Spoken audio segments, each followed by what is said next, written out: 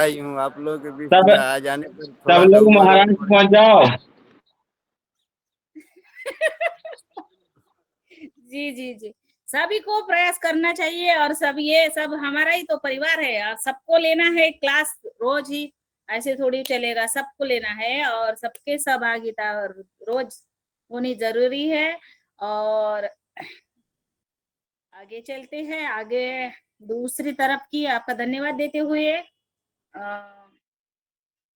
अगला सत्र हम आरंभ बहन जी करेंगे। बीच में बोल रहा हूँ, क्षमा चाहूंगा।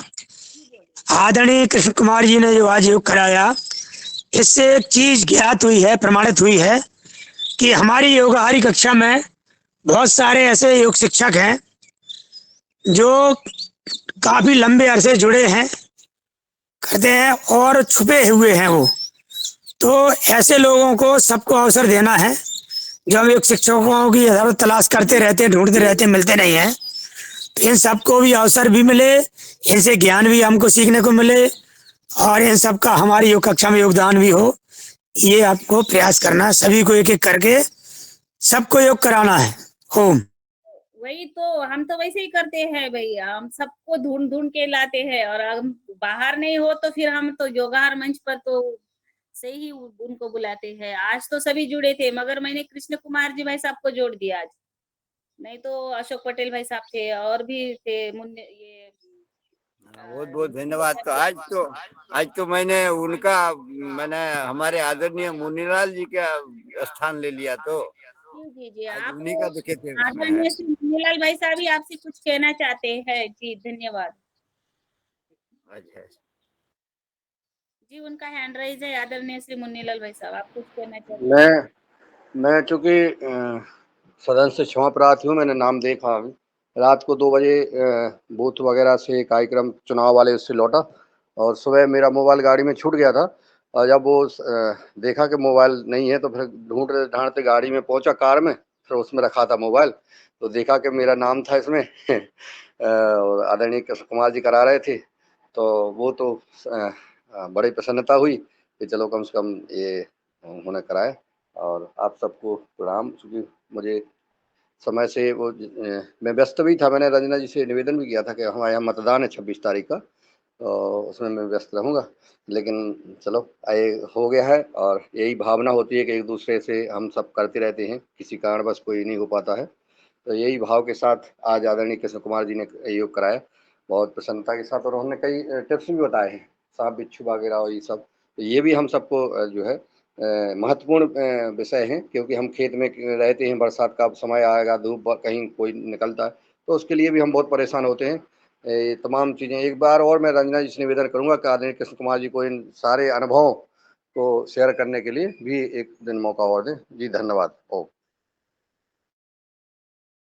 जी धन्यवाद आदरणीय भाई साहब। और सच में आपको कुछ पता नहीं था कि आपका नाम डाल दिया था मैंने और ना फोन किया था, तो ये भी मैं भी इसके लिए क्षमा चाहती हूँ आपसे। और फिर मैं आपसे निवेदन करती हूँ कि आज के जो मुख्य वक्ता है आदरणीय दिनेश चंद्र चंद्रपाल जी भाई साहब को आप इस योगार मंच पर सादर आमंत्रित करने का कष्ट करें जी। जी, आज के हमारे योगाहार कार्यक्रम के जो मुख्य वक्ता और योगाहार की रीढ़ जिन्हें हम कहेंगे आदरणीय दिनेश जी सेमवाल जी, जिनके स्वभाव से, सरलता से और भाषा से हम सब परिचित हैं, और इनके व्यवहार से और इनके समर्पण भाव से योगाहार कार्यक्रम को चार चांद लगाने वाले और महत्वपूर्ण बनाने वाले, श्रृंगार करने वाले आदरणीय दिनेश जी सेमवाल जी, जो माँ सरस्वती जी का साक्षात कृपा है। आप विद्वान हैं और उत्तराखंड के उस पावन भूमि जहां हम मात्र जो है 1-2 दिन कभी जीवन में जा पाते हैं, दर्शन कर पाते हैं, उस पावन धरा पर आप जो है पुरुषार्थ कर रहे हैं, राष्ट्र सेवा में लगातार लगे हुए हैं। राष्ट्र सेवा, धर्म, समाज का उत्थान और जो धर्म परिवर्तन, ये तमाम जो विधर्मियों के जो कार्य चल रहे हैं उनके खिलाफ भी आप जो है लगातार समाज को जागरूक कर रहे हैं। ऐसे पुरुषार्थी भाई दिनेश जी सेमवाल जी को मैं सादर आमंत्रित करता हूँ, आप आएँ और अपने अनुभव सदन में शेयर करने का कष्ट करें। ओम। जी आदरणीय, बहुत बहुत धन्यवाद। सदन के सभी आदरणीय सदस्यों को प्रणाम। और मैं मुख्य वक्ता तो नहीं हूँ, लेकिन आज आदरणीय रंजना बहन जी ने ये आदेश किया है कि मैं कुछ बोलूं, और बोलना बनता भी है कि मैं गया था मध्य प्रदेश, हृदय स्थल भारत का, और जाने का अवसर मिला आदरणीय श्री शरद वर्मा जी की सुपुत्र का विवाह। और बड़े समय से ये इच्छा भी थी कि मैं पहुंचूं वहां पे, क्योंकि जो चिरंजीव अभी संदल जी हैं उनका विवाह इस समय कार्यक्रम चल रहा है, और लगातार 22 अप्रैल से 27 अप्रैल तक की कार्यक्रम चल रहा है। इससे पहले ये इच्छा जागृत हुई थी जब आदरणीय अशोक पटेल जी की सुपुत्र का विवाह हुआ था। तब मैं कुछ भ्रमण कार्य के कारण, स्वास्थ्य कुछ अच्छा ना होने के कारण, और सर्दी जुकाम से ही मैं इस यात्रा से वंचित हो गया था। लेकिन मुझे मध्य प्रदेश की धरती में पहुंच के ये लगा कि वास्तव में ये सभ्यता की शुरुआती दौर जब हुआ तो मध्य प्रदेश को निश्चित ही इसका श्रेय जाता है। और वो जो सभ्यता है, भारतीय सनातन परंपरा है, उसका संरक्षण करने वाली ये धरती, इसको मैं बारंबार प्रणाम करता हूँ, नमन करता हूँ। क्योंकि जो ये यात्रा वृत्तांत है ये संक्षेप में है। उससे पहले मैं आज के आदरणीय योग शिक्षक जी आदरणीय कृष्ण कुमार जी को सादर अभिनंदन करता हूँ, धन्यवाद करता हूँ। और उनका जो अनुभव है योग का, जीवन का, जीवन शैली का, वो वास्तव में निराला है, अनुपम है। और इस तरह के अनुभव हमें सुनने को कम मिलते हैं, जहाँ की हम बहुत सूक्ष्म जीवों से भी अपने जीवन की तुलना करते हैं और उनसे सीखते हैं, और कैसे हम अपने जीवन को बचा सकते हैं, आगे बढ़ सकते हैं, स्वस्थ रख सकते हैं। तो इस तरह के एक पिटारा है उनके पास, और इस सागर जैसे पिटारे में से आपने कुछ मोती हमें आज के सत्र में दिए, और आगे भी आप देते रहेंगे। और हम पुनः पहुंचते हैं मध्य प्रदेश की यात्रा पे। ये यात्रा कई मायनों में यादगार रही, और वो तभी यादगार रही कि पिछली बार हमने इटारसी का भ्रमण किया था, और इटारसी भ्रमण पे वहाँ के यानी मध्य प्रदेश के आदरणीय सदस्यों से हमारी बात और मुलाकात हुई थी। वो जो भावुकता, जो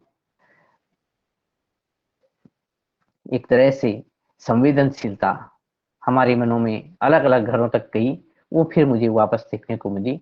और इस क्रम में मैं 24 अप्रैल सुबह नर्मदापुरम पहुंचना था इटारसी, लेकिन आदरणीय मेहरा जी ने और आदरणीय मालवी जी ने, मुकेश मालवी जी ने कहा कि सुबह 4 बजे इटारसी पहुंच करके फिर जो विवाह स्थल है, यानी जो सुमलवाड़ा खुर्द गांव है आदरणीय श्री शरद वर्मा जी का, वो कुछ दूर पड़ेगा, और रेलवे स्टेशन पर सुबह करेंगे क्या, फिर वहां पे सुबह इतनी सुबह जाके भी क्या करना होगा, तो इससे अच्छा नर्मदापुरम उतरा जाए। और नर्मदापुरम 3 बजे में उतरा, और हमारे भाई साहब मुकेश मालवी जी मुझे रेलवे स्टेशन पर लेने आए। फिर मैं उनके घर गया। रेलवे स्टेशन से कोई 4-5 किलोमीटर की दूरी पे उनका घर, और वो हाँ, उन्होंने कहा था कि आप भोपाल पहुंचोगे तो फोन कर लेना। तो 1 घंटे पहले मैंने उन्हें फोन किया, फिर वो मुझे लेने के लिए आई, हम उनके घर पे गए। इस बीच में सोच रहा था कि इतनी उत्सुकता और इतना अपनापन एक परिवार के सदस्यों में ही हो सकता है, और यहाँ से ही शुरुआत होती है, इन भावनाओं से शुरुआत होती है, इस ग्राह्यता ही से ही शुरुआत होती है, इंतजार से शुरुआत होती है एक पारिवारिक भावनाओं की। कि इस युग में जहाँ किसी को किसी से कोई मतलब नहीं होता, पास को पड़ोस से कोई मतलब नहीं होता, वहाँ कोई एक व्यक्ति जो नर्मदापुरम है वहाँ से कई किलोमीटर दूर सुमरवाड़ा गांव खुर्द में विवाह में शामिल होने के लिए जाए और मीलों दूर दूसरा व्यक्ति उसे लेने के लिए आए, इसमें भावुकता भी होती है, संवेदनशीलता भी होती है और संवेदनशीलता के साथ साथ एक सनातन परंपरा में मिले हुई हमारे संस्कारों की तासीर भी होती है कि वास्तव में हम कितने सौभाग्यशाली हैं कि इस भारत में हमने जन्म लिया है और भारत में जन्म लेकर के खासकर इस जो लघु भारत है मध्य प्रदेश में अपने अनुभवों को ताजा करने का, अपने स्मृतियों को संवारने का अवसर मिलता है और उससे भी बढ़कर योगहार परिवार के आदरणीय सदस्यों को हम चाहे किसी भी कोने में हैं, चाहे असम में हैं, चाहे उत्तराखंड में हैं, चाहे गुजरात में हैं, महाराष्ट्र में हैं, कितने ये बहुत बड़ी दुनिया है लेकिन कितनी छोटी दुनिया हमारे व्यवहार के साथ हमारे संचार के साथ और हमारे नित्य प्रति योगाहार पर जो मंच है उस पर मिलने के साथ ये दुनिया कितनी छोटी हो जाती है और हम इतने कुछ समय में कितने करीबी हो गए हैं। इन्हीं बातों को मैं सोच रहा था, समझ रहा था, तो मुकेश मालवीय जी के घर पे मैंने स्नान किया। उन्होंने कहा घर पे स्नान करने की जरूरत क्या है, हम तो नर्मदा मैया में जाएंगे, वहां पे स्नान करेंगे। तो मेरे मन में आया कि वहां पे साबुन लगाना पड़ेगा और फिर नर्मदा मैया में नहाना पड़ेगा। तो मैंने कहा वैसा फिर यहाँ पे मैं साबुन से नहा लेता हूँ, फिर वहां पे जाके वहां की जो माता जी की जो ताजगी है उनका आशीर्वाद प्राप्त करते हैं।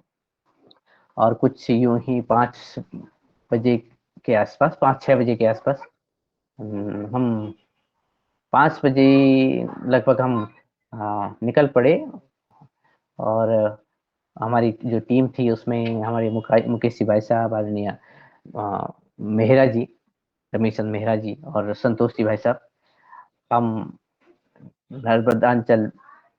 नर्मदा की उस तट पर गए जिस तट पे हमने इटारसी की प्रथम भ्रमण पर योगाहार की प्रथम ऑफलाइन कार्यक्रम के दौरान माता जी का दर्शन किया था। सेठानी घाट हम पहुंचे और वहां पे हमने स्नान किया।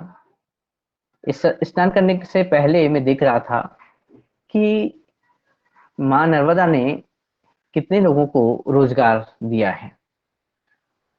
मैंने देखा बहुत सारे लोग अलग अलग छोटी छोटी जगह पे बैठ करके बहुत सारे अलग अलग रंग बिरंगे फल और फूल और कुछ लोग फल भी रखे हुए हैं, मालाएं रखी हुई हैं, कमल के पुष्प रखे हुए हैं और श्रद्धालु उनसे इन वस्तुओं को खरीद करके नर्मदा मैया के लिए समर्पित करने के लिए आगे बढ़ रहे हैं। और सेठानी घाट पर भी मुझे यही दिखा कि किस तरह से जो फूल बेचने वाले हैं बहुत ही सहृदयता के साथ लोगों से बात कर रहे हैं। यहाँ पर मुझे, क्योंकि मैं उत्तराखंड से हूँ और जैसे आदरणीय भाई साहब ने कहा कि देवभूमि उत्तराखंड में कभी कभी आने का मौका मिलता है, लेकिन मैं तो कहता हूँ कि मध्य प्रदेश में हमेशा जाने का हमें मौका मिले। देवभूमि है या कुछ दूसरी भी भूमि है, लेकिन वहाँ हमारी संस्कृति का संरक्षण कैसा हो, ये बहुत बड़ा चैलेंज है, बहुत बड़ी चुनौती है। जब मैं केदारनाथ जाता हूँ, बद्रीनाथ जाता हूँ, ये दिव्य स्थल हैं और यहाँ से जो शक्तियां मिलती हैं, यहाँ से जो अनुभव मिलते हैं, विराट होते हैं। लेकिन ये सहृदयता हमें सीखनी चाहिए उस भूमि से, उन छोटे छोटे प्रयास करने वाले लोगों से जो कुछ फूल रखे हुए हैं और इतनी आत्मीयता से बोल रहे हैं कि ये फूल लीजिए। और फिर मुझे और भी आश्चर्य तब लगा कि एक छोटे से पत्तल में 5 दिए और 5-6 फूल मात्र 10 रुपये में मुझे मिले। तो मैं ये सोच रहा था कि कुछ कम पैसे वाला व्यक्ति भी एक फूल अवश्य ही चढ़ा सकता है भगवान जी के लिए। अपनी जो संवेदनशीलता है, अपनी भावनाएँ हैं, प्रकट कर सकता है। क्योंकि मैं कुछ समय दिल्ली में भी रहा हूँ और मैंने फूल के एक पंखुड़ी को 10 और 20 रुपए तक मैं भी लोगों को बेचते देखा। यहाँ तो फूल के साथ-साथ हमें सद्व्यवहार भी मिलता है, जहाँ से हमने एक पत्तल से ये जो दिए और ये फूल खरीदे, छोटे से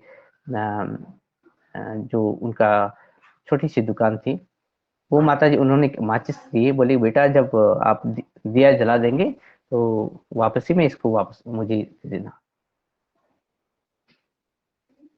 तब मेरी समझ में ये आता है कि वो चाहती तो एक माचिस की डिबिया भी मुझे 1 या 2 रुपए की दे सकती थी, लेकिन नहीं, इस वस्तुओं का सदुपयोग करना भी हम सीख सकते हैं, ऐसा मुझे लगा। और जब हमने स्नान किया, जो वहाँ पे दीपदान किया, तो तब ये बात सामने आई कि हाँ, जो हम अभी कागज़ के पत्तल वगैरह उनमें जो दीप दे रहे हैं, उसके स्थान पर हम जो पत्तों के जो नैसर्गिक पत्ते या दीपक भी हम तैयार कर सकते हैं। इसकी भी नर्मदांचल में या फिर गंगा के अंचल में सभी जगह संभावनाएँ हैं, क्योंकि बहुत सारा जो कागज़ है, बहुत सारे जो प्लास्टिक है, उससे भी हम नदियों को बचा सकते हैं। ये मेरा भाव जगा वहाँ पे। लेकिन कुछ देर के लिए और जब वहाँ पे मैं बैठा, आदरणीय शरद रविचंद्र मेहरा जी के साथ, आदरणीय संतोष जी भाई साहब के साथ, आदरणीय मुकेश जी भाई साहब के साथ, तो कुछ देर में बैठता ही तब तक मुझे ये ध्यान आया कि मैं थोड़ी देर के लिए शून्य हो रहा हूँ। विचार शून्यता मुझ में आई। तो विचार शून्यता आई तो जैसे कोई नींद से उठता तो मैं ऐसे मुझे जागा। मैंने कहा ये यहाँ पे बहुत ही एक आकर्षण का केंद्र है। यहाँ पे जो हमारे मन के भाव हैं वो शून्य हो रहे हैं। यहाँ पे अगर 1 महीने बैठा जाए तो बड़ा लाभ प्राप्त हो सकता है। ये बात मैंने श्री मेहरा जी से भी साझा की, तो उन्होंने कहा हाँ, यहाँ पे फिर भी शोरगुल है, लेकिन ऐसे स्थान हैं जहाँ पे हम काफ़ी समय तक बैठ सकते हैं और जहाँ पे कोई शोरगुल नहीं है। ये बातें हो रही थी, तो मुझे गंगा तट पर बैठने का भी अवसर मिला, क्योंकि गंगा तट पे भी बहुत जगह ऐसे अनुभव होते हैं। लेकिन जिस स्थान पे बहुत सारे लोग हों और उस स्थान पर इतनी शक्ति केंद्रित हो, इतनी हमें शक्ति मिलती हो, या हमारी भाव शून्यता बढ़ जाती हो, तो ये मुझे एहसास हुआ। और तब लगा कि माँ जो नर्मदा की महिमा है, वो अगर हम क्षण मात्र के लिए अनुभव कर सकते हैं, तो जो नर्मदांचल में रहने वाली, उस क्षेत्र में रहने वाले लोग हैं, वो कितने भाग्यशाली हैं।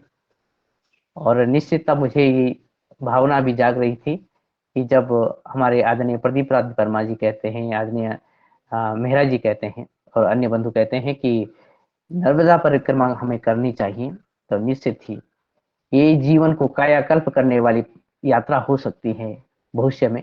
तो मैं आदरणीय सभी सदस्यों से निवेदन करता हूँ कि आप अवश्य ही माँ नर्मदा के दर्शन के लिए जाएं। और हो सके, अभी तो मैं नहीं कह सकता क्योंकि मैंने नर्मदा परिक्रमा तो नहीं की, लेकिन नर्मदा परिक्रमा का जब एहसास होगा तो मैं कहूँगा कि अवश्य यहाँ आइए, क्योंकि नर्मदा में जो शक्ति है वो बहुत सारी नदियों की तुलना में और भी पावन है, ऐसे मुझे लगा।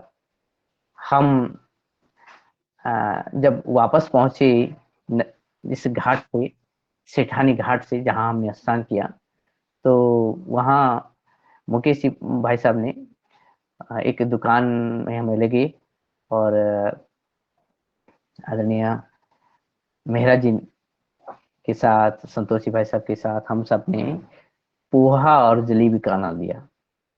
पोहा और जलेबी मैंने शुरुआती दौर में अपने कॉलेज के दौरान उसका स्वाद लिया था, और वही स्वाद मुझे लौट करके पूरी अपने जो कॉलेज के दौरान, हॉस्टल के दौरान जो क्रियाविधि, जो हमारी एक्सरसाइज होती थी सुबह की, जो गंगा स्नान करने के लिए हम जाते थे, तो पूरा जीवन मुझे वापस पोहा और जलेबी और वो स्वाद वापस मिला।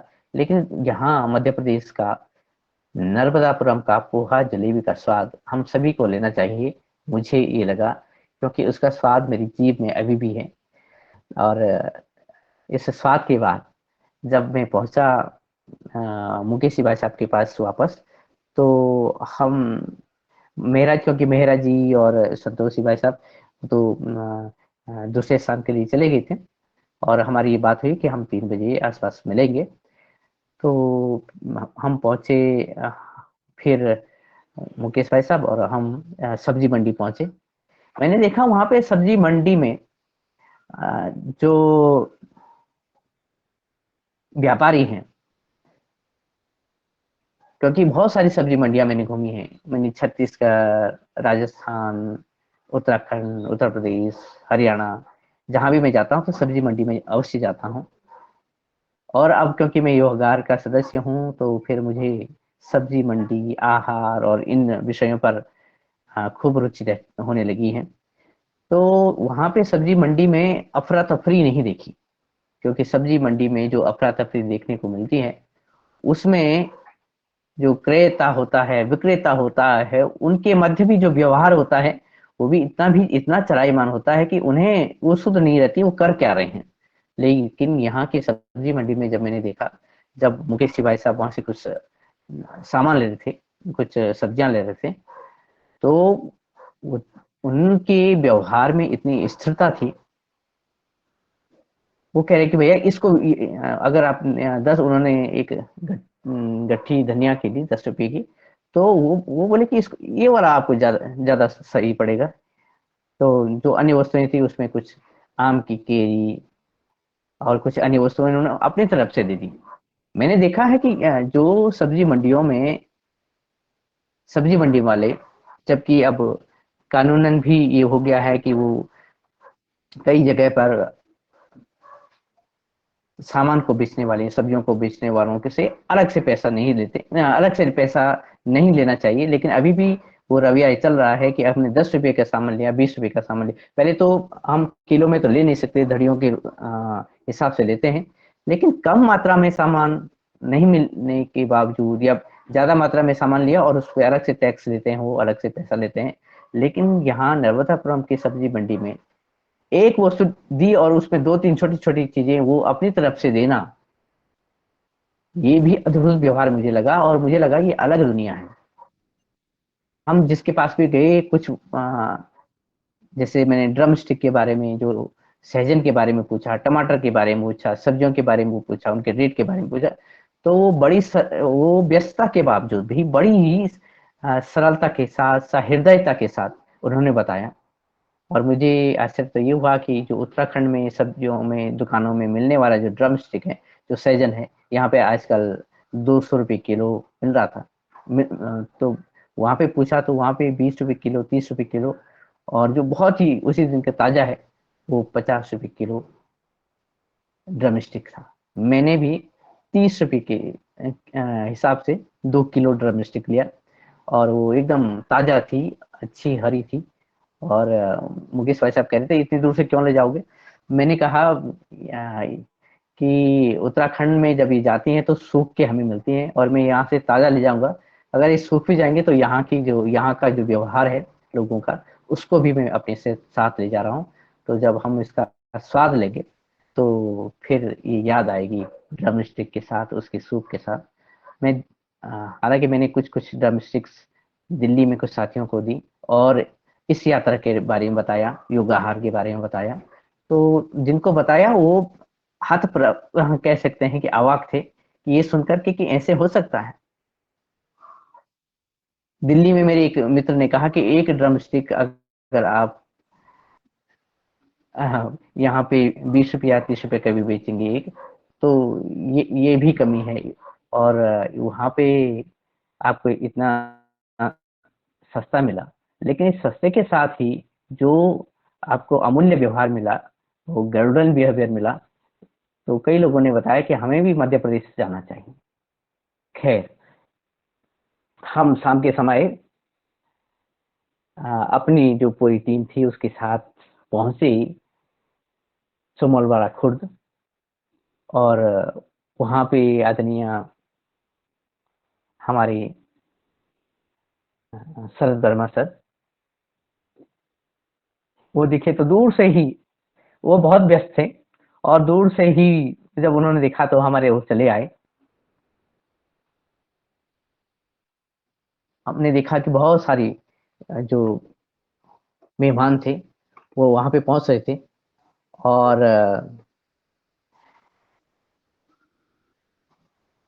उन्होंने सभी लोगों को उतना ही समय दे रहे थे, और कोशिश कर रहे थे कि कोई किसी भी मेहमान के साथ कुछ न कुछ समय वो अवश्य बिताएं।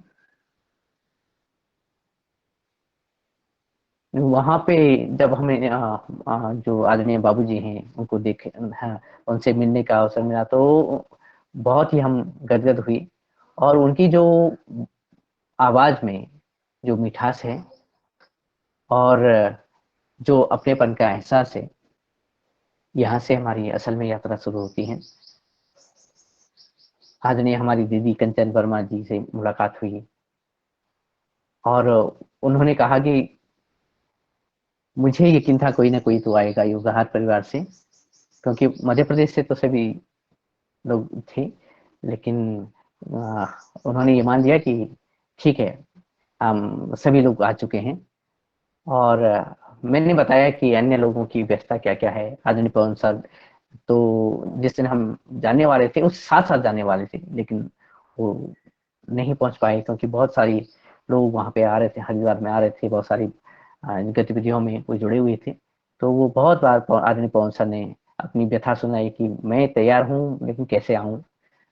तो फिर ये सुन करके आदरणीय शरद वर्मा सर बहुत ही भावुक हुए, और उन्होंने मेरे दोनों कंधों पे अपने हाथ रखे।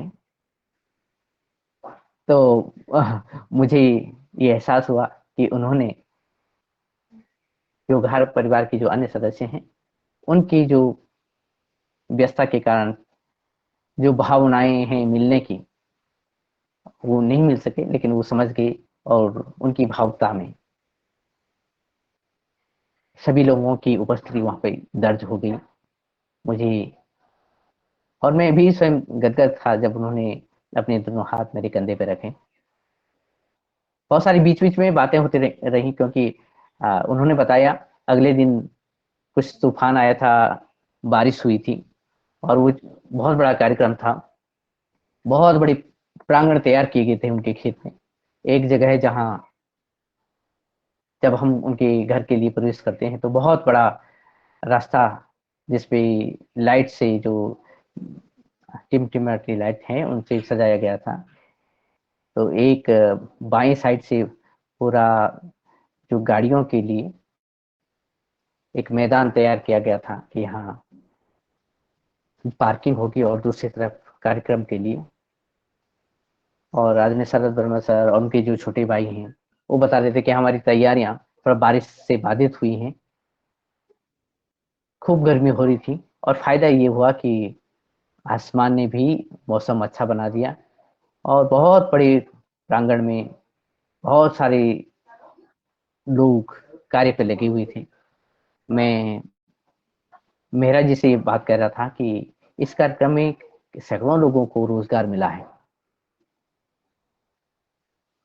और वास्तव में 22 तारीख से लेकर के और 27 तारीख तक चलने वाले इस भव्य कार्यक्रम में कितने लोगों को भोजन पानी के साथ साथ आय का भी एक अवसर मिला है, आय सृजन का भी एक अवसर मिला होगा। कितने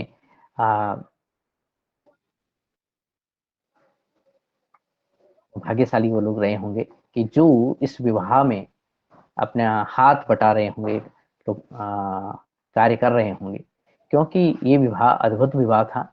और 22 अप्रैल से जब उन्होंने प्रारंभ किया जो हमारी जो धार्मिक रीति से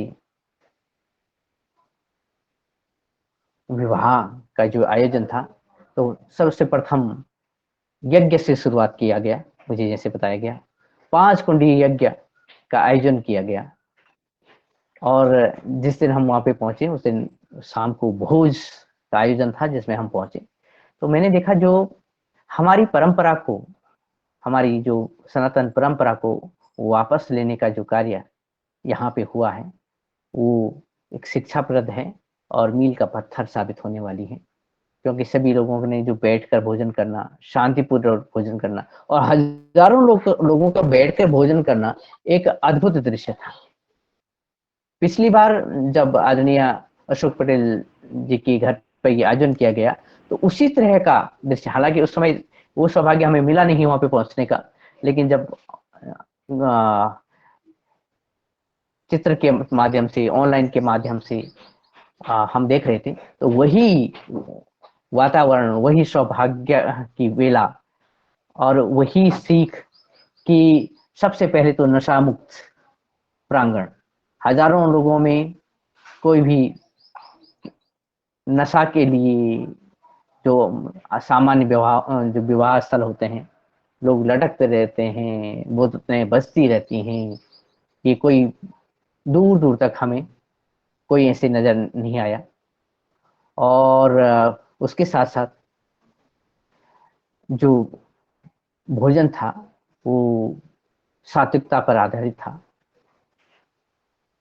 जो मिष्ठान थे बहुत ही सुंदर, बहुत ही स्वादिष्ट थे। इतने स्वादिष्ट थे कि उसका अगर स्वाद लिया जाए तो ही अनुभव किया जा सकता, मैं बता नहीं सकता। लेकिन जो परोसने वाले थे, और परोसने वालों के साथ ही जो बाहर से मेहमान थे, नर्मदापुरम से मेहमान होंगे, इटारसी से मेहमान होंगे, सबसे पहले दूर दराज के मेहमानों को गांव वालों ने भोजन कराया, और गांव वालों ने सबसे बाद में भोजन किया, और उनके बाद परिवार वालों ने भोजन किया। वो विवाह की अफरा तफरी प्लेट लेकर के टूट पड़ना भोजन पर, वो किसी जमाने की बात मुझे वहां लगी कि ऐसा भी था। कई विवाहों में ऐसे भी दिखा, कई विवाह मैंने अटेंड की, लेकिन ये जहाँ की गांव वाले मिल करके अपने मेहमानों को कह रहे हैं कि आइए यहाँ बैठिए। परिवार के सदस्य, एक एक व्यक्ति, हजारों व्यक्तियों में एक एक व्यक्ति का ध्यान रखना कितना कठिन होता है, लेकिन ये पूरा गांव परिवार बना हुआ है वहां पे। और आगे बढ़ करके कि आपने भोजन किया नहीं किया, और सबकी सुधि ली जा रही है। तो इस तरह से हमें इस विवाह का जो आनंद था, और आनंद से अधिक मेरे लिए ये सीख थी कि ऐसे किया जा सकता है। हमें आदरणीय मुन्नीलाल जी भाई साहब और आदरणीय अशोक पटेल जी भाई साहब मिले कुछ, जब हम पहुंचे थे कुछ देर बाद, तो उनके साथ हम बहुत सारी बातें कर रहे, साझा कर रहे थे।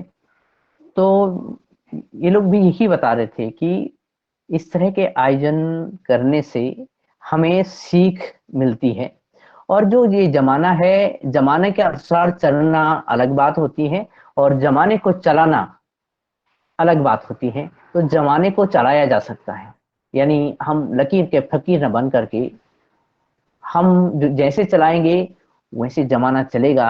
ये मैंने नर्मदापुरम, इटारसी, सुमलवाड़ा खुर्द पहुंच करके देखा कि हम आए दिनों शादी ब्याह में इतना हल्ला हो कर लेते हैं, और सभी लोग किसी ने इस तरह के जो बॉलीवुड के जो डांस गाने होते हैं, डांस होते हैं, उसमें इतना हमारा शुमार हो जाता है, इतने हम व्यस्त हो जाते हैं कि हम अपनी सुध भूल जाते हैं। लेकिन यहाँ पे जब हमने उस विशाल प्रांगण में जिसमें हजारों लोग बैठे थे, हजारों लोग भोजन कर रहे थे और एक दूसरे की सुध ले रहे थे, उसमें मुझे देखने को मिला एक जगह पे जो धार्मिक अनुष्ठान किया, एक मंच पे धार्मिक अनुष्ठान किया जा रहा था। वहाँ पे पंडित जी, परिवार के लोग, जो हमारे अभिसंदल जी हैं, वो बैठे हुए हैं। धार्मिक अनुष्ठान चल रहा है बाईं तरफ, जहां हम बैठे हैं ठीक बाईं तरफ, और दाहिनी तरफ एक बड़ा मंच है। उस मंच पर खाली मंच था पड़ा हुआ, यानी हमारे यहाँ पे अन्य जगह पे होता तो वहाँ पे लोग, वहाँ पे म्यूजिक सिस्टम की पूरी व्यवस्था थी, लेकिन कोई मंच पे जाता हुआ मुझे नहीं दिखा। कुछ देर बाद राधा कृष्ण की श्रृंगार में तो युगल मंच पर पहुंचे और उन्होंने भजनों के साथ सायकालीन संध्या, सांस्कृतिक संध्या का आरंभ किया और वो बहुत सारे प्यारे प्यारे अच्छे अच्छे गीतों पर वो थिर के उन्होंने नृत्य किया और सभी उनको देखते रहे। मैं ये कल्पना कर रहा था कि अगर बाबाजी चाह तो यहाँ पर जो डीजे लगा हुआ है उस पे भड़कीले गीत और बॉलीवुड के गीत उनका इंतजाम किया जाता है और सभी लोग थिरकते हैं।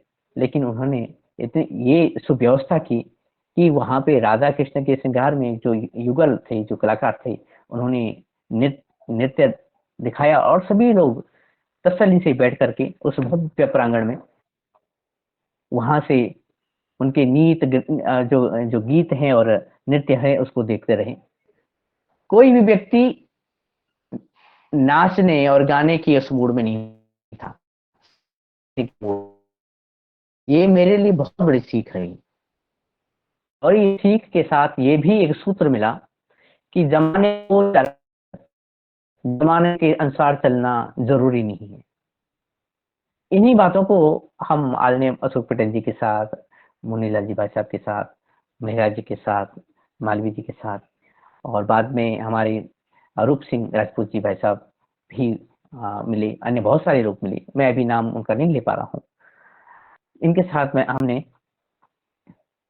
बातें साझा की, समझी और कई लोगों ने ये बताया कि जो हमारे अशोक पटेल जी भाई साहब हैं उनके यहाँ भी इसी तरह का कार्यक्रम हुआ और ये योगाहार की एक नई परंपरा आगे बढ़ी है। और मैं तो निवेदन भी करता हूँ और मन में भी ये बात रख लेता हूँ कि इसी तरह के जो योगाहारी परंपरा हमने आगे बढ़ाई है, ये सभी जगह किसी भी प्रदेश में होनी चाहिए। और क्योंकि बहुत बड़े आयोजन अगर न भी करें, छोटे आयोजन भी हम करें तो इस चीज का हम ध्यान रखें कि हम अपनी संस्कृति का संरक्षण खुद कर सकते हैं। हम जमाने पर नहीं छोड़ सकते हैं और हम नहीं कह सकते हैं कि अब जमाना खराब है, क्योंकि जमाना हम तय करते हैं। ये बात समझ में मेरी आई। हाँ, वहां पे आदरणीय रामकृष्ण रघुवंशी जी की याद मुझे आ गई। वो इतने व्यस्त थे कार्यक्रमों, अलग अलग उनके पास दायित्व थे। वो म्यूजिक सिस्टम से लेकर के हर लोगों की वो जरूरतें देख रहे थे और उन्होंने कई बार अपने जूते छोड़ करके वो दौड़ लगा रहे थे। मुझे लगा कि जो आदरणीय पवन सर गति की बात करते हैं, वो आदरणीय रामकृष्ण रघुवंशी जी में वो गति दिखी। वो अभी यहाँ दिखते, अभी वहां दिखते और हर किसी का ख्याल रखते, पूछते कि आपने भोजन कर दिया है। तो आदरणीय शरद वर्मा जी के एक छोटे भाई के रूप में उन्होंने जो भूमिका निभाई है उससे हम देख कर के गदगद थे। और वो व्यस्तता के बावजूद भी हर किसी से मिलना उनका, और मुझे लगा कि जिस तरह से वो मधुमक्खी का पालन करते हैं, जिस वेग से मधुमक्खी उड़ती हैं, तो कभी वो वहां दिख रहे थे, कभी वहां दिख रहे थे। तो मैं तो उनकी जो शक्ति है, उनकी जो गति है, उसको देख करके बहुत ही आश्चर्यचकित रहा।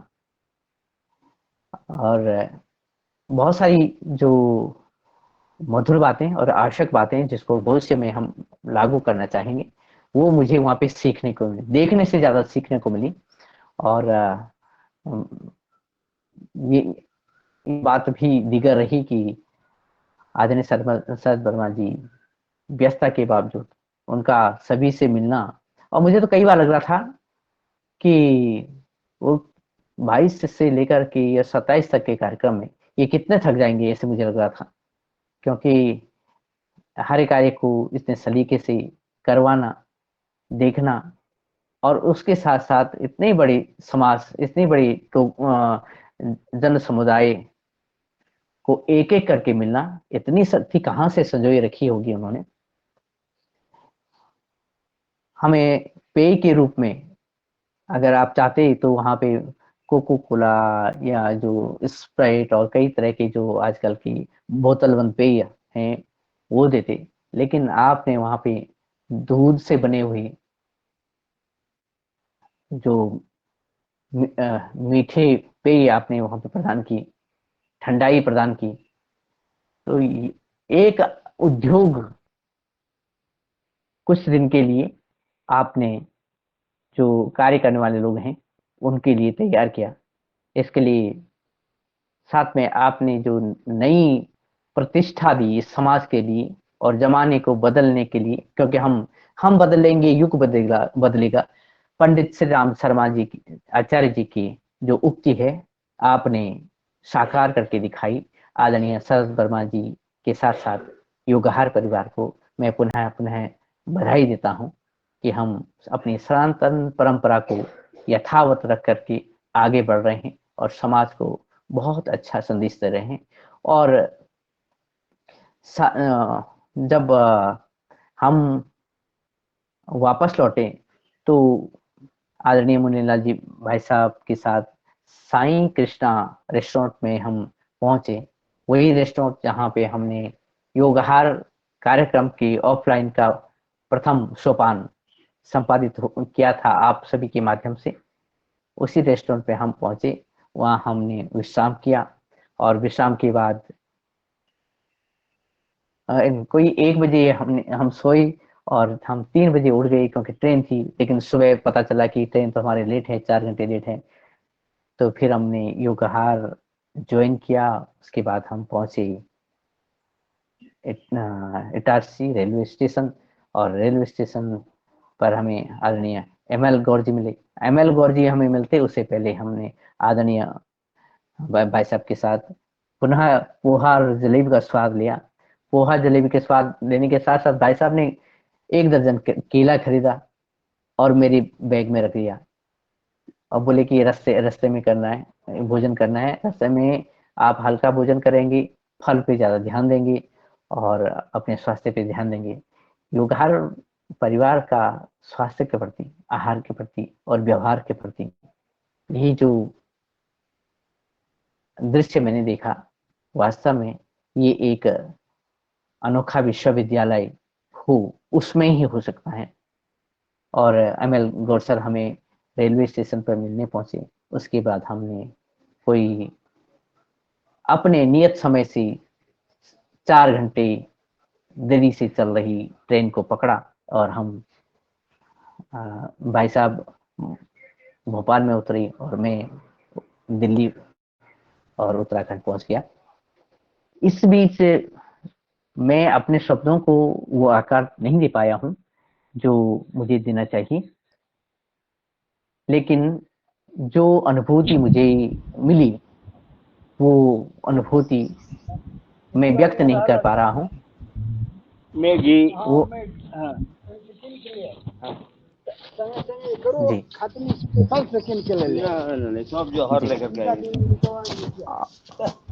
जी और इन्हीं शब्दों के साथ कि ये जो यात्रा वृत्तांत है, ये शादी समारोह जो कि चिरंजीव अभिसंदल जी और सौभाग्यवती मेघा बहन जी की जो शादी, जो विवाह का समारोह था, इसको योगहार परिवार की आदरणीय सदस्यों की सद्भावना के साथ में वहां पे पहुंचा था और एक विवाह समारोह को अटेंड करने की ही बात नहीं, बल्कि एक संस्कृति के संरक्षण के क्षेत्र में एक व्यक्ति कैसे आगे बढ़ सकता है। मैंने ये बात आदरणीय शरद वर्मा जी और उनके परिवार में देखी है और मध्य प्रदेश की इस धरती में देखी है सद्व्यवहार कैसे होता है। और एक बात कहना मैं भूल गया कि जब मैं नर्मदापुरम में था तो वहाँ की स्वच्छता को देख कर के बहुत ही अच्छा लगा। जिस भी गली में जाएंगे कोई भी कूड़ा करकट वहाँ नहीं मिला। मुझे लगता है कि मध्य प्रदेश की धरती आदरणीय प्रधानमंत्री नरेंद्र मोदी जी की सपने और संकल्प को साकार करती हुई दिख रही है, जहाँ हमारी संस्कृति भी आगे बढ़ रही है, हमारी स्वच्छता यथावत बनी हुई है और माँ नर्मदा का आशीर्वाद हम सब के साथ इसी तरह से निरंतर बना हुआ है। मैं इन्हीं शब्दों के साथ वापस पहुंचता हूँ आदरणीय मुनीलाल जी भाई साहब के पास।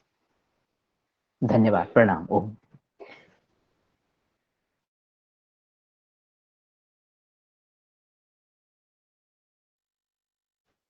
जी जी, आदरणीय गुरुजी रमेश चंद मेहरा जी, आपका हैंड रेज है। और मैं एक चीज बोलना भूल गया, नर्मदापुरम से इटारसी के मध्य हमारी जो बात हुई वो बहुत सारी अनुभवों पे बात हुई आदरणीय रमेश चंद मेहरा सर के साथ, वो भी कभी मैं साझा करूंगा। जी आदरणीय। जी ओम। सदन को जी नमन। ओम। जी आदरणीय दिनेश जी ने जो वर्णन किया है, पर एक चीज जो है वो छूट गई है और वो निश्चित रूप से उन्हें पुनः नर्मदापुरम की ओर आकर्षित करेगी। हम लोगों ने सोचा था कि इनको आदमगढ़ की पहाड़िया का हम जो है भ्रमण कराएंगे, परंतु ऐसा रहा कि बहुत ही मतलब व्यस्त कार्यक्रम थे, दूसरी जगह शादी में जाना था, तो हम नहीं करा पाए उन्हें। क्योंकि नर्मदापुरम में जो एक पहाड़िया है जिसकी हम बार बार बात करते हैं, आदमगढ़ की पहाड़िया, वहां पर आदि मानव के द्वारा शैल चित्र उन गुफाओं में अंकित किए गए हैं, उनको हमें दिखाना था। तो निश्चित रूप से उनके लिए दो चीज हो गई है। एक तो उन्होंने जो कहा है कि मैं 1 माह के लिए मां नर्मदा के किनारे रहना चाहता हूं, और दूसरा आदमगढ़ का जो आदमगढ़ की पहाड़ियां है उनके शैल चित्र भी हमें उन्हें दिखाना है। तो जी ओम, पुनः आप आमंत्रित है, बिल्कुल आइएगा, स्वागत है। जी ओम। जी जी जी आदरणीय। हाँ, ये अभी उस समय संयोग नहीं बना कि हम ये जो पहाड़ी क्षेत्र वो देखें जहाँ पे हमारी आदि संस्कृति के कुछ चिन्ह हैं। और आने वाले समय में मेरा तो मन है कि मैं वहाँ कम से कम 1 महीने रहूं और भगवान ने चाहा तो ज्यादा रहूं। और इस बीच एक चीज में बोलना भूल गया, बताना भूल गया कि जब हमारी बात हो रही थी कि इन पहाड़ियों को देखने की, तो उसी मध्य आदरणीय मुकेश जी भाई साहब के घर पर आदरणीय भाभी जी ने जो भोजन बनाया, उसमें दाल बाटी चूरमा का वो स्वाद था और जो चटनी बनी थी केरी की, जो संपूर्ण आहार था, वो भाई साहब से मैं बात कर रहा था कि अगर उत्तराखंड में, क्योंकि यात्रा रूट बहुत सारे यात्रा रूट हैं, केदारनाथ की, बद्रीनाथ की, 4 धाम की, अगर ये जो स्वाद है, ये स्वाद अगर उत्तराखंड में मिले तो यात्रियों को कितना आनंद प्राप्त होगा, ये मुझे एहसास वहां पे हुआ। तो बहुत अच्छा जो स्वाद है उसको मैं घर लेकर के आया और मैंने भाभी जी से कहा है कि मैं फोन करूंगा और बहुत सारी चीजों की मैं रेसिपी सीखूंगा उनसे। तो हाँ, मुकेश जी भाई साहब हैं, भाभी जी हैं, रिया हैं और प्रतिथि हैं। तो इनसे वार्तालाप मेरी होगी जल्दी ही। जी आदरणीय, धन्यवाद। और आदरणीय जी आदरणीय शरद वर्मा सर जी, आपका हैंड दीजिए। जी सर।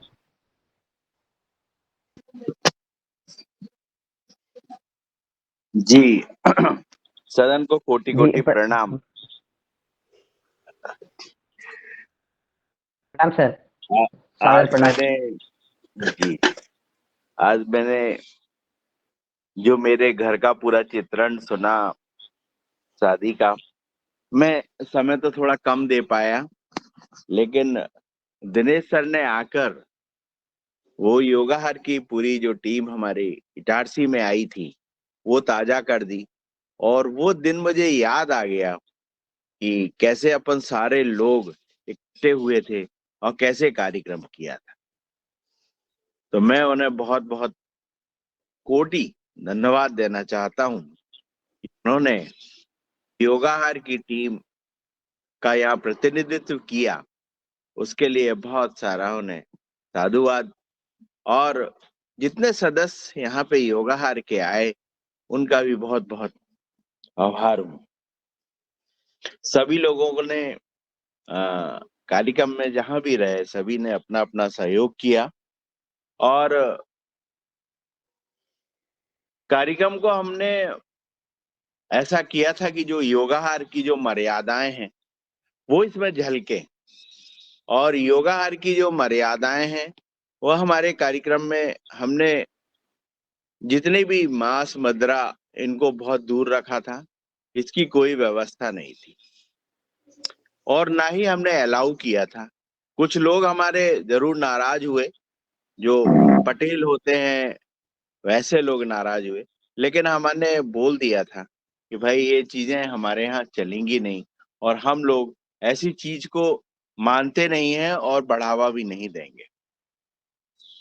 भारतीय संस्कृति में इतने अच्छे संगीत हैं, जो राधा कृष्ण हमारे यहाँ का जो चित्रण किया उसके काफी लोगों ने, यहाँ के बड़े बड़े रिसोर्ट, बहुत बड़े बड़े किसान और यहाँ के व्यापारी लोग आए हुए थे और उन्होंने वहां का एड्रेस ले गए। तो वो चित्रण भी बहुत अच्छा था हमारे यहाँ।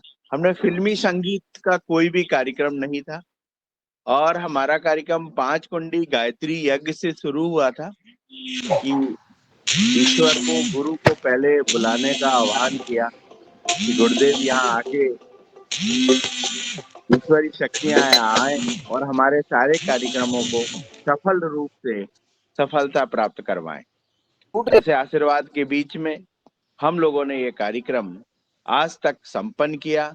आज शाम को बारात जानी है, तो पूरे योगाहार कार्यक्रम में सभी सदस्यों का आमंत्रण है कि वो आवे और बारात में हमारे शाम को शामिल हों।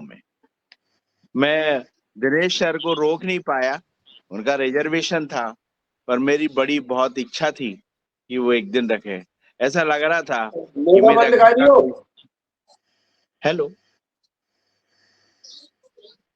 मुझे ऐसा लग जी रहा जी था आप कि जी मेरे घर के कोई सदस्य विदाई कर रहे हैं, और मैं जब दिनेश सर जा रहे थे तो मुझे बड़ा वो लगा कि मेरा घर का एक सदस्य बहुत जल्दी जा रहा है। जी ओम प्रणाम। जी जी धन्यवाद सर, प्रणाम। हाँ, वास्तव में जब मैं वहाँ पे आ रहा था तो मुझे ये लग रहा था कि मुझे यहाँ पे रहना चाहिए, काफी समय तक रहना चाहिए। लेकिन फिर ये भी हुआ कि 26 में यानी कल वहाँ पे चुनाव भी थे, और दूसरा ये था कि यहाँ पे दिल्ली में भी थोड़ा कार्य था, उस कारण मुझे जल्दी आना पड़ा। लेकिन अभी मैं वहीं पे हूँ, मैं मन से वहीं पे हूँ। जी जी जी और जी हाँ, पर ये बात है कि आदरणीय हमारे बाबूजी ने जो कविता के माध्यम से आदरणीय सदस्यों को निमंत्रण दिया है, वो कविता बड़ी अच्छी लगी। और इस कविता को जो जो कार्ड होता है शादी का, तो उसकी आप समझ सकता हूँ, क्योंकि मैं अभी विवाह के कार्यक्रम में ही हूँ। कि उन्होंने लिखा है, आदरणीय महाशय गुरुजन जब आशीर्वाद प्रदान करें, नव दंपति अपने जीवन में उन्नति के सोपान चढ़ें। इसीलिए मैं शरद आपसे विनती, विनम्र विनती करता हूँ। इसीलिए मैं शरद आपसे विनम्र विनती करता हूँ, आपके दर्शन की अभिलाषा इस अवसर पर करता हूँ। मेरे पुत्र एवं पुत्र वधू अविशंधल मेघा के लिए आशीर्वाद प्रदान करें। कृपया उनकी खुशियों के लिए पाती को पीली चावल माने, हम खुशियों से भर जाएंगे, आगमन आपका हो जाएगी तो 4 चांद लग जाएंगे। बब्बा श्री अशोक वर्मा जी द्वारा रचित ये पंक्तियां आप सभी आदरणीय सदस्यों को प्रेषित की गई जी। और हम सभी योगहार परिवार सद्भावनाओं के साथ, देव भावनाओं के साथ और उस गायत्री मय किरणों के साथ आपकी इस कार्यक्रम में, हमारे इस कार्यक्रम में उपस्थित हैं। जी जी, धन्यवाद, प्रणाम सर।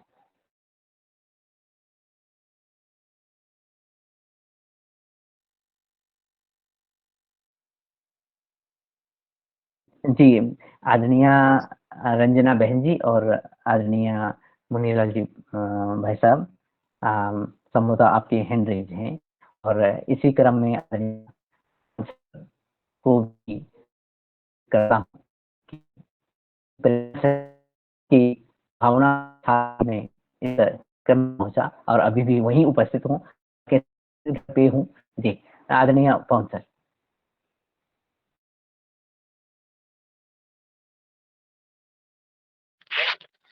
जी, धन्यवाद धन्यवाद दिनेश जी। आज की बहुत ही सुंदर जिसको हम अंग्रेजी में ट्रैवलॉग कहते हैं, ये आपके जो यात्रा वृतांत है बड़ा अद्भुत है। मुझे तो लगता है कि आप ऐसे यात्रा करते रहें और अपनी यात्राओं को लिखते भी रहें या इसका एक वीडियो बनाएं और लोगों को प्रेरित करें कि वो मध्य प्रदेश जाएं और वहाँ पर जो नर्मदा का जो आंचल है उसको आप देखें, क्योंकि वाकई में ये अद्भुत है। और ये अद्भुत इसलिए भी है क्योंकि जब इसको हम मैप में देखते हैं तो यही एक नदी है जो मैं पहले भी वर्णन कर रहा था, जो कि पश्चिम की तरफ बहती है और बहुत ही सुंदर इसका एक मैप में दृश्य नजर आता है पूरे भारतवर्ष के नक्शे में। तो आपके यात्रा वृतांत को सुन करके अब मुझे लगा कि मैं भी वहीं पर ही हूँ, आपके साथ ही था, आपके साथ ही मैं भी यात्रा कर रहा था और मैंने भी सभी लोगों के दर्शन कर लिए। नर्मदा मैया के भी मैंने दर्शन कर लिए और शादी में भी मैं सम्मिलित हो गया। जो मलाल था कि हम शादी में नहीं जा पाए, जो भी अपने कारण थे, अपनी व्यवस्थाएं थी, तो उसकी भी पूर्ति हो गई है। और इसका जो सारा जो चीज़ों का आपने वर्णन किया है, ये अपने आप में एक बहुत अद्भुत तरीके से जो बताने का तरीका है, जो आवाज़ की लय है और जो उसके साथ जो अनुभव उसके साथ निकल के आ रहे हैं, बहुत ही सुंदर है। और इस तरह की यात्राओं का 1 माह का प्रवास जब आप करें या उसका अधिक का करें, मेरी भी इच्छा है कि मैं ऐसी जगह पर जा कर के शांतिपूर्ण जगह पर जा कर के, ज़्यादा टूरिस्ट जहाँ पर नहीं आता है, जहाँ जल्दीबाज़ी नहीं होती है, जो कि अद्भुत आपकी मंडी का वृतांत, मंदिर का वृतांत, ये सब बड़ी महत्वपूर्ण चीज़ें हैं हमारी ज़िंदगी में, जो कि इस भाग-दौड़ की ज़िंदगी में बिल्कुल खो-सी गई हैं। तो मेरी भी इच्छा बड़ी प्रबल है कि प्रकृति के पास रहें और किसी चीज़ की जल्दीबाज़ी नहीं हो। कोई ऐसा नहीं रहे कि हम इसको ही करना है, इसके पीछे हम अंधे उसकी तरफ दौड़े चले जाएँ। तो ऐसी सुंदर जगह संरक्षित होनी चाहिए और वहाँ पर उनका निरंतर उनके प्रति लोगों की जो मन की जो प्राकृतिक चेतना है, उसका भी उदय ऐसी जगह पर जाकर के ही होता है, ऐसा मेरा मानना है। उत्तराखंड में भी बहुत सारी जगह ऐसी हैं, लेकिन जहाँ पर व्यवसायीकरण ज़्यादा हो जाता है, वहाँ पर जो उसकी अनुभूति है या वहाँ की जो एनर्जी है, वहाँ की जो ऑरा है, वहाँ का वो सब चीज़ें जो हैं धूमिल हो जाती हैं, नज़र नहीं आती। तो लेकिन भावना अगर मन में है तो हो सकता है कि वहाँ पर भी ऐसा हमें दिखाई देता हो।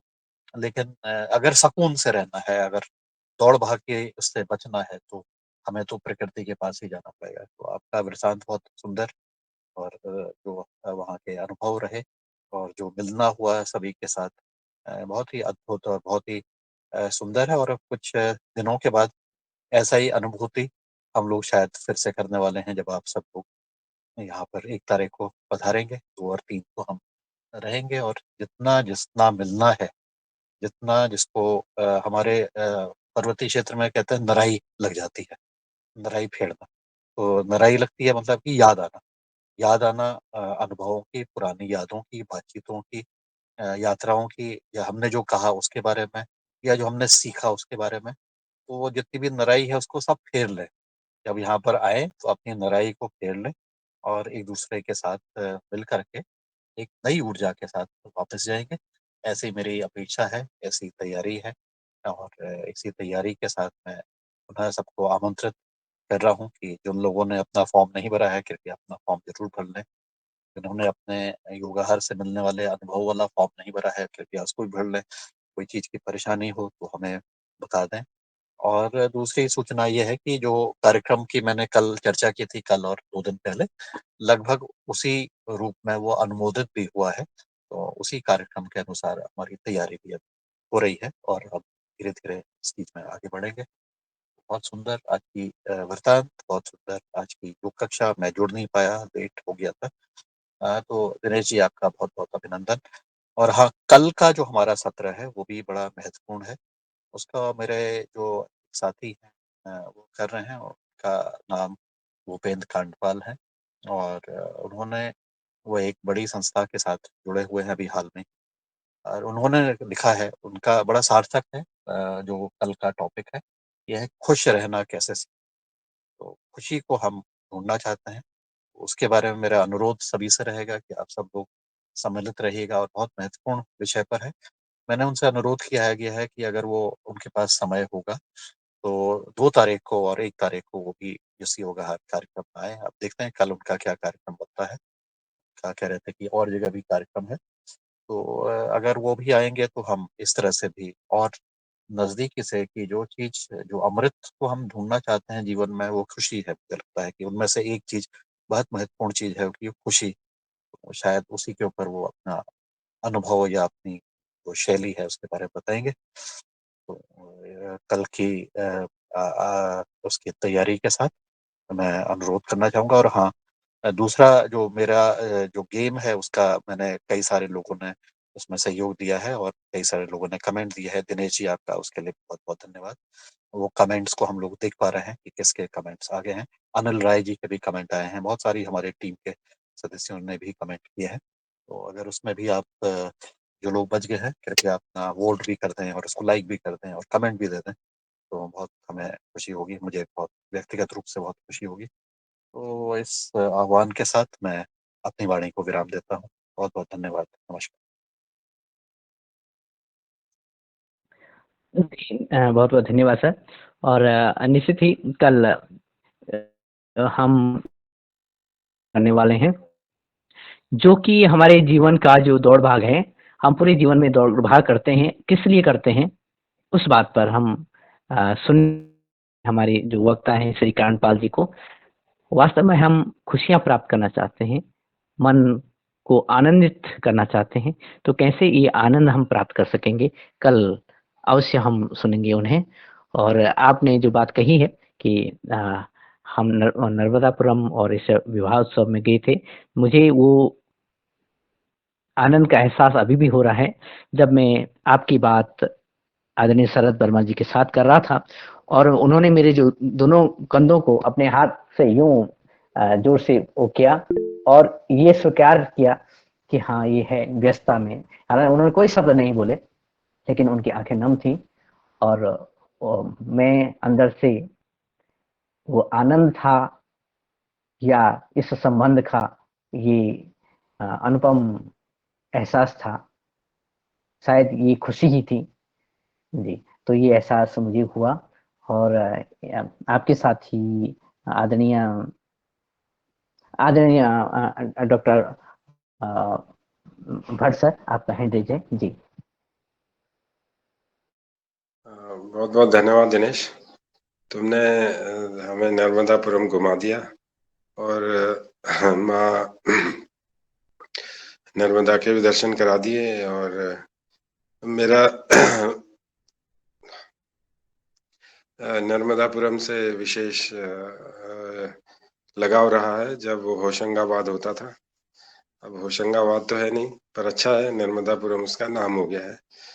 तो मेरा तब से लगाव है और मैं लगभग 8-10 वर्षों तक लगातार वहाँ जाता रहा हूँ और तो वहाँ की जो आपने वृत्तांत सुनाया है वो बड़ा आनंद आया और मुझे अपनी पुराने दिनों में वहाँ लोगों का जो प्रेम है, जो वहाँ के भोजन में जो रस है, वो उसको दोबारा से आपने मुझे एहसास करवाया।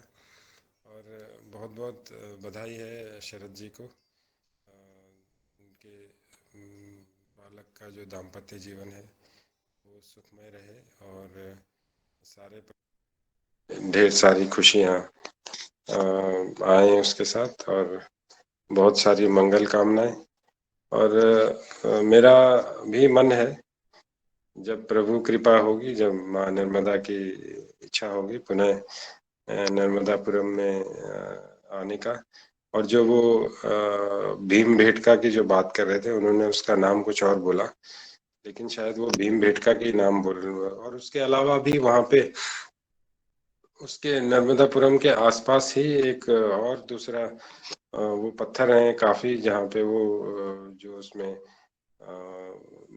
आदि मानव के बारे में बताते हैं कि उनके द्वारा अंकित चिन्ह है। और तो वो बहुत अद्भुत जगह है, और उससे ज़्यादा वहाँ के लोग अद्भुत हैं। तो ये हमारा जो असल में जो भारत का जो ये विशेषता है, भारत में जो अलग अलग जगह की अलग अलग जो विशेषताएं हैं, तो वो अद्भुत हैं। तो उसके बारे में तो निश्चित रूप से वर्णन करना असंभव है, लेकिन फिर भी और मुझे भी लगा, जैसे पवन जी ने कहा, कि मुझे भी लगा कि मैं भी नर्मदा जी में स्नान कर चुका हूँ, और मानसिक स्नान इसको कहते हैं। तो मानसिक स्नान तो हो ही गया, और मानसिक रूप से शरद जी के यहाँ भी। भावना स्नान, भावना का स्नान। जी जी जी जी।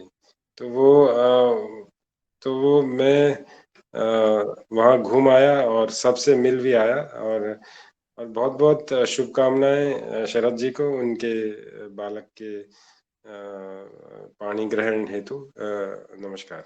ओम।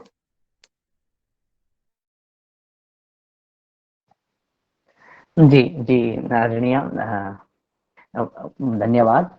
और वास्तव में आपने कई समय पहले, मेरे ख्याल से 7-8 साल या 10 साल हो चुके होंगे, तब आप से ही मैंने पहले मध्य प्रदेश के अलग-अलग जगहों की बातें सुनी।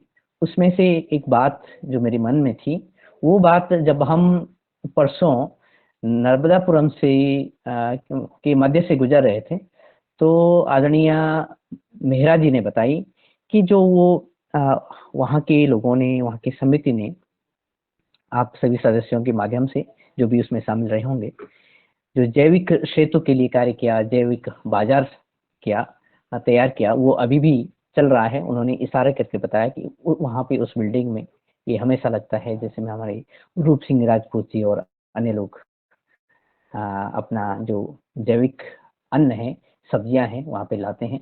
तो मुझे फिर आपकी भी वहाँ पे याद आई कि आप इस सेतु के बारे में हमेशा बताते रहे हैं।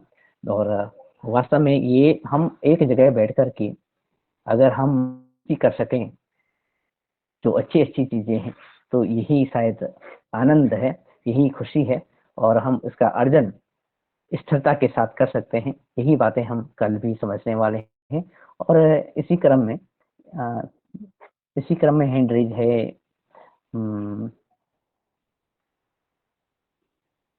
आदरणीय बहन जी मिथिलेश सिंह जी का। जी दीदी, स्वागत है। जी ओम, सदन को नमन वंदन।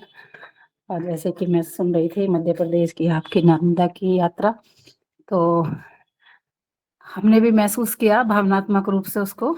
लेकिन मैंने प्रभु से यही प्रार्थना की कि जैसे हम योगा हर परिवार सब मिल कर के हरिद्वार में इकट्ठा हो रहे हैं, तो कभी ना कभी हमारे ऊपर भी अनुकंपा होगी कि सब एक विचारधारा के लोग, जैसे हम योगा हर परिवार में, कि हम क्यों ना सब एक साथ मिलकर के इस परिक्रमा को शुरू करेंगे। और ये मैंने प्रार्थना भी की और परमपिता परमात्मा को ये सौंप दिया कि ये सब आप ही करा सकते हो, हमें तो शायद इतनी क्षमता है नहीं। और दूसरा, जो शरद भैया के घर में शादी हो रही है बेटे की, तो उनके लिए बहुत-बहुत शुभकामनाएँ। और उनके आने वाले घर में जो बहू है, जो एक नया सदस्य आएगा, बहू जो होती है ना घर का बहुत ही मजबूत पिलर होता है। अच्छी आ गई तो बहुत मजबूत पिलर है, तो वो बहू अच्छी आए और घर को मजबूत बनाए और अपने सभी बड़े-बुजुर्गों की सेवा करे और छोटे बच्चों को प्यार करे जो छोटे हैं और जी, इसी के साथ-साथ मैं अपनी वाणी को विराम दूँगी। जी ओम, धन्यवाद। जी, जी दीदी, बहुत-बहुत धन्यवाद और आपका स्नेह, आपकी शुभकामनाएँ अ, और साथ में हम हरिद्वार में मिल रहे हैं, तो ये भी एक यादगार पल बनने वाला है। तो आप सभी आदरणीय सदस्यों से निवेदन है कि जिन्होंने फॉर्म भर दिए, वो दूसरे को भी बताएँ कि आप साथ में चलें, हरिद्वार आएँ। और इसी क्रम में मैं आदरणीय मुनिलाल जी भाई साहब के पास वापस पहुँचता हूँ। जी, जी सर। धन्यवाद आदरणीय दिनेश जी सेमवाल जी। और आपका जैसा आदरणीय पवन कुमार जी ने कह दिया है और कि आपका एक नर्मदा यात्रा की जो आपने चित्रण किया है और हम सब महसूस कर रहे थे, क्योंकि मुझे तो भी वहाँ आपके सानिध्य में कुछ साथ में रहने का कुछ अवसर प्राप्त हुआ, परंतु जो उनको नहीं रहा, उन्होंने ये आवाज़ किया और माँ नर्मदा जी का जो कृपा है, माँ नर्मदा जी का जो महत्व है, माँ नर्मदा जी का जो अस्तित्व है, माँ नर्मदा जी आज भी साक्षात माँ कृपा करती हैं और इसका कई उदाहरण हैं और हमने तो आभास किया है। हमने आभास किया है जिडाक्स से और इस कार्यक्रम से माँ नर्मदा जी का विशेष अनुभव तो इसलिए है कि हमारा जो टीओटी कार्यक्रम हुआ था, पतंजलि समृद्धि कार्यक्रम के अंतर्गत, उसमें हमने हमारे मेहरा जी साथ, रमेश चंद मेहरा जी उसके साक्षी हैं। 14 जनवरी को मकर संक्रांति थी। उस समय हमने ग्वारी घाट पर माँ नर्मदा जी में जो स्नान किया था और पूरी छत्तीसगढ़ और मध्य प्रदेश के सभी हमारे ट्रेनर फार्मर भाई थे, वहाँ से शुरुआत की थी ट्रेनिंग की, और वो ट्रेनिंग और वो कार्यक्रम और वहीं से योग आहार की शुरुआत भी हो गई थी। नाम उसका बाद में पड़ा, लेकिन योग करना वहाँ से शुरू ही किया था और उसमें रमेश चंद मेहरा जी ने योग कराया। उसमें छत्तीसगढ़ के हमारे योग शिक्षकों ने योग कराया, अन्य अन्य जो हमारे योग शिक्षक थे सब ने योग कराया। रोज योग करते थे सुबह 5 बजे से और इसके बाद हम 9 बजे से अपना प्रशिक्षण लेते थे, जो हमने 9 दिन लिया। वहाँ से नर्मदा जी की कृपा हुई थी और आज वो नर्मदा जी की कृपा साक्षात चल रही है, हमारे ऊपर चल रही है और हमारे साथियों के ऊपर चल रही है। तो जैसा इस आदरणीय बहन मिथिलेश जी ने और हमारे आदरणीय पवन जी ने और कई सदस्यों ने कई बार प्रकट भी कर दिया है कि नर्मदा जी की यात्रा एक होना चाहिए। अगर हम एवाहार कार्यक्रम की जो यात्रा है, अपनी जैविक निर्मल ग्राम अभियान यात्रा, उसके माध्यम से कोई एक यात्रा बना करके और नर्मदा जी की यात्रा की जाए, क्योंकि उस जो क्षेत्र है वो कहीं ना कहीं उस क्षेत्र का सर्वे होगा, अध्ययन होगा, वहाँ से हम कुछ अनुभव लेंगे। वहाँ पे हमारा जो जो लोग हैं उनको हम इस युगार कार्यक्रम से जोड़ेंगे और अपना जो हमारा अनुभव है वो भी हम प्रदान करेंगे, ताकि एक दूसरे से आदान प्रदान होता रहेगा। और जैसा सरकार की भी इच्छा है कि माँ नर्मदा जी के किनारे वृक्षारोपण हो, जैविक प्राकृतिक खेती हो, ऐसा सरकार ने भी प्रोजेक्ट बनाया है कि हम नर्मदा जी से 5 किलोमीटर के दोनों तरफ किनारे पर वृक्षारोपण और प्राकृतिक जैविक खेती का अवश्य हो, देसी गाय का पालन हो। इस योजना को लेकर भी हम यात्रा कर सकते हैं। तो ऐसा हमारा निवेदन है। आदरणीय पवन कुमार जी हैं, दिनेश जी से हैं, डॉक्टर विनोद भट्ट जी हैं, डॉक्टर किशोर दुबे जी हैं और हमारे अन्य कई भाई बहन इसमें जुड़े हुए हैं। इस पर हम विचार कर सकते हैं। तो ये बहुत महत्वपूर्ण है। सिर्फ जो है एक यात्रा ही नहीं है, ये हमारा परम कर्तव्य है। योगाहार के साथ जैसा आदरणीय शरद वर्मा जी की शादी की बात आपने चित्रण किया है, बड़े उससे आपने भाव जो शरद वर्मा जी आदरणीय कंचन वर्मा जी के, उनके पिताजी और परिवार के और मित्र मंडली के, हम सब के जो रहते हैं एक दूसरे के प्रति, वो बहुत ही पवित्र और जो भाव, ये मध्य प्रदेश तो भाव का प्रदेश ही है। इसका इतिहास भी है जो उसके साथ साथ, चूंकि ये नहीं कहेंगे हम बुंदेलखंड की बात, परंतु यहाँ प्रमाण है अयोध्या में रामलला विराजमान है, वहां से भावपूर्ण हमारे रानी कुंवर गणेश राजा भी हमारे भाव के हुआ करते थे पहले, यह भी प्रमाण है। राजा धर्मात्मा भी हुआ करते थे, पूजन पाठ भी करते थे, भगवान को मानने वाले भी थे। हमारे राजा जो है मधुकर साय जी श्री कृष्ण को मानते थे और रानी जो है राम जी को मानती थी।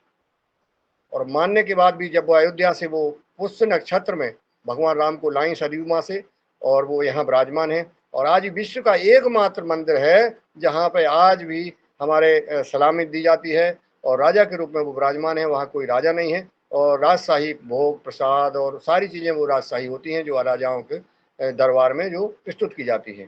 तो वही रूप आज हमारे राम जी का है। तो ये मध्य प्रदेश भावों का है, हम सब भाव के भूखे हैं।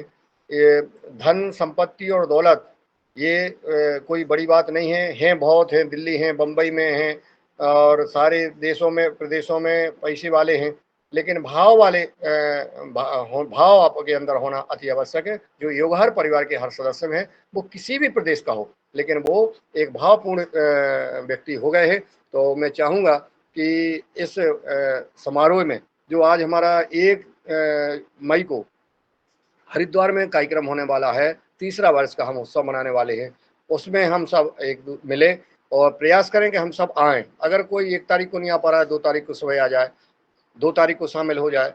अगर उसको ज़्यादा काम है तो 2 तारीख को शाम को जा सकते हैं, 3 तारीख को जा सकते हैं, 1 दिन उपस्थित हो जाए। अपने हिसाब से वो गूगल फॉर्म भर दे और वो उपस्थित हों, वो आनंद लें। और हाँ, हम योजना बनाएंगे योगहर के में जो हमारी सदस्य संख्या है उसको लेकर हम चर्चा करेंगे। हम इसमें और योजना बनाएंगे, हम कैसे कर सकते हैं और क्या कर सकते हैं, विषय भी हम रख सकते हैं, दिन बाई दिन विषय रख सकते हैं, ताकि हम जो है आगे और अच्छे से और कार्य कर सकें, इसका और लाभ अधिक से अधिक लोगों तक पहुंचा सकें, इसका परिणाम और योगहर का आ सके। मैं कहता हूँ 3 घंटे और 3.5 घंटे मैंने श्रद्धेय आचार्य जी से जो चर्चा की और अन्य जगह भी हमें चर्चा करता हूँ, गर्व करता हूँ, घमंड की बात नहीं, लेकिन गर्व की बात है कि आप लोगों के सहभागिता से, आप लोगों के प्रयास से 3.5 घंटे, 3 घंटे तो हो ही जाते हैं, लेकिन 3.5 घंटे भी 9 भी बज जाते हैं कभी कभी। कोई भी एक कार्यक्रम अगर देश में चलता हो तो मुझे बताने का कष्ट करें, योगहर के अलावा कहीं भी कोई 3 और 3.5 घंटे अगर चल रहा हो, ऑनलाइन हो चाहे ऑफलाइन हो, कोई भी एक अनवरत कार्यक्रम अगर 3 साल से चल रहा हो तो बताने का कष्ट करें। मैं तो कहता हूँ कोई भी कार्यक्रम नहीं चल रहा है, जो आप लोग कर रहे हैं, जो जितने भी सदस्य इसमें उपस्थित हैं वो सब कर रहे हैं, ये कोई व्यक्ति नहीं कर रहा है।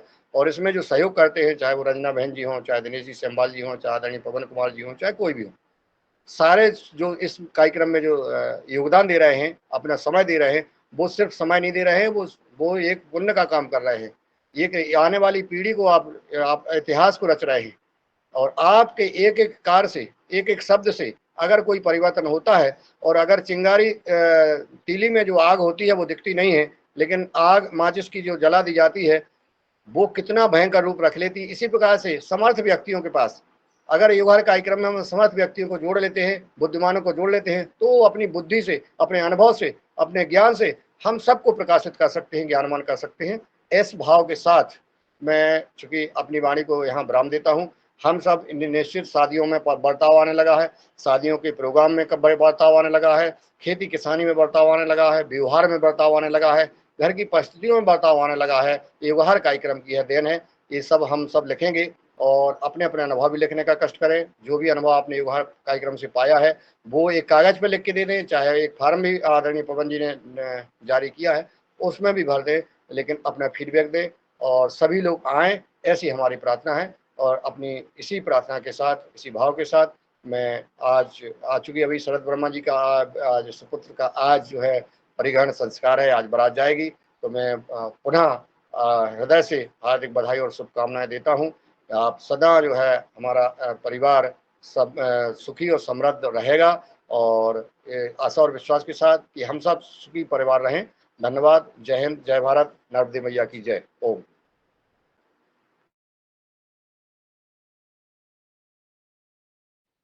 जी जी ओम सर। और पे कहना है कि आदरणीय से मिलना कुछ समय कभी हुआ, इस कार्यक्रम में हुआ, इस बार हुआ, लेकिन आपकी जो सरलता है अंदर बहुत बड़े सागर को लेके चलती है। हमें पता नहीं चलता है हम किस व्यक्ति के साथ, किस व्यक्तित्व के साथ हैं, लेकिन कुछ ये एहसास है कि जो व्यक्तित्व हमारे साथ बोल रहा है, चल रहा है, वो कोई अलग ही दुनिया का है। और आपको समझने के लिए मुझे 1 महीना नहीं, ज़्यादा समय चाहिए होगा कि लेकिन बात अद्भुत है, निराली है। आदरणीय डॉक्टर दुबे सर, डॉक्टर किशोर दुबे सर, आपका हिंदी से स्वागत।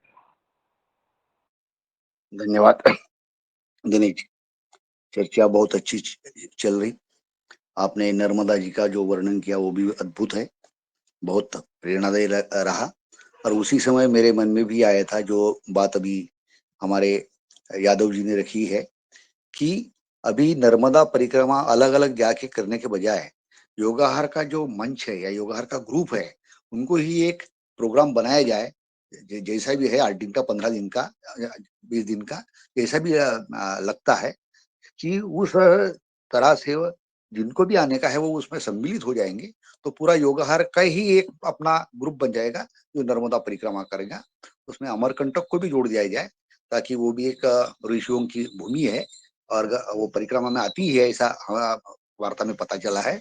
तो इसका एक आयोजन करे और उसमें जो भी नर्मदा के साथ में जो हमारे यादव जी ने जो बोला कि ऑर्गेनिक फार्मिंग करने का या कुछ करने का जो है, उसके तरह वो सब्जेक्ट को भी मिला के अगर ऐसा एक प्रोग्राम बनता है तो जन जागरण भी होगा, योगाहार की परिक्रमा भी होंगी, नर्मदा परिक्रमा भी होंगी, इस तरह से सोचा जाए। एक दूसरा मेरा था कि जो अभी जिन लोगों ने अभी रजिस्ट्रेशन के फॉर्म भेजे हैं, कम से कम उनके नाम और फोन नंबर जो है वो अपने ग्रुप में डाले जाए, इसलिए कि और जो लोग नहीं आने वाले हैं उनको पता चलेंगे क्या रहे भाई वहां पे दिलीप जी भी जा रहे हैं, ये भी जा रहे हैं, वो भी जा रहे हैं, तो औरों को थोड़ी एक प्रेरणा मिल जाती है कि भाई जो बॉर्डर पे है कि जाना कि नहीं जाना, तो बॉर्डर वालों को जाने के लिए प्रेरणा मिल जाती है। तो इसलिए कम से कम जो लोगों के नाम आए हैं उनके नाम और फोन नंबर और अगर पॉसिबल है तो स्टेट के कहाँ से आ रहे करके ये उसमें डाला जाए।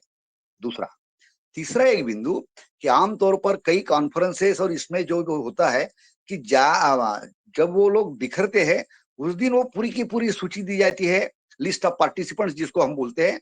हम ऐसा करें कि पहले ही दिन जब रजिस्ट्रेशन हो जाए तो रजिस्ट्रेशन होते ही वो कागज के फॉर्म में उसका प्रिंट आउट कि जिसमें उसका नाम रहेगा, फोन नंबर रहेगा, एड्रेस रहेगा और क्या एक्टिविटी करते हैं वो, यानी कम से कम वहां पे 150-200 लोग अपन जो मिलेंगे तो उसकी एक लिस्ट अगर बन जाती है और वो पहले ही दिन अगर रजिस्ट्रेशन के साथ में वो अगर दी जाती है तो निश्चित रूप से वहां पे जो 2-3 दिन अपन रहेंगे तो उसमें एक दूसरे से वार्तालाप करने में, अपने एक दूसरे के काम समझने में आसानी होंगी। यही एक मेरा सुझाव था। धन्यवाद।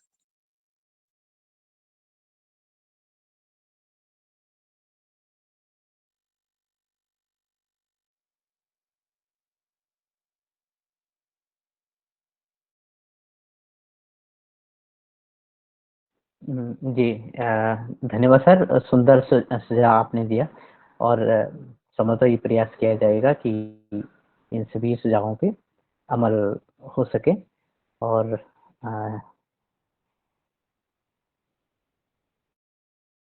ही अब तो समय भी होता चला जा रहा है और आदरणीय रंजना बहन जी को धन्यवाद के साथ कि आज आपने मुझे अवसर दिया कि मैं आप सभी के साथ अपना संस्मरण सुनाऊं, अपनी यादें सुनाऊं।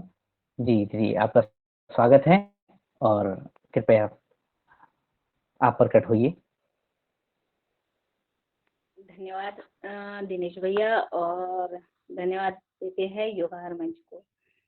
और आज जैसे हमारी योग की कक्षा बहुत सुंदर रही, आदरणीय कृष्ण कुमार जी भैया ने झारखंड से ली, उनको मैं धन्यवाद आभार व्यक्त करती हूँ।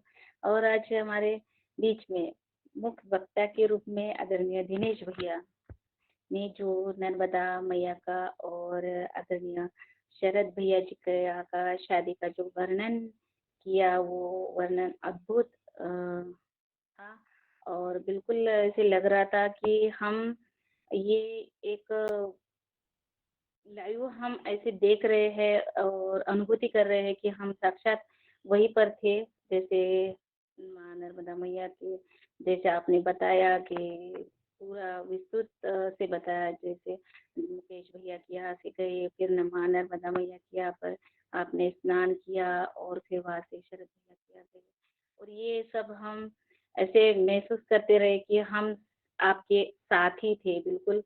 और ऐसे एक भव्य दिव्य आपने एक शादी का अद्भुत दर्शन हमें करवाया और बहुत मन को अच्छा लगा। और जैसे शरद भैया का बताती हूँ कि मैं जब पहली बार शरद भैया से मिली थी इटारसी में ही, अब तो मुझे मिलने के लिए शरद भैया आदरणीय मेरा जी भाई साहब के यहाँ आए थे, और मिलने के लिए आए भी, और मेरे लिए वो आम भी लेके आए थे उनके खेत के से।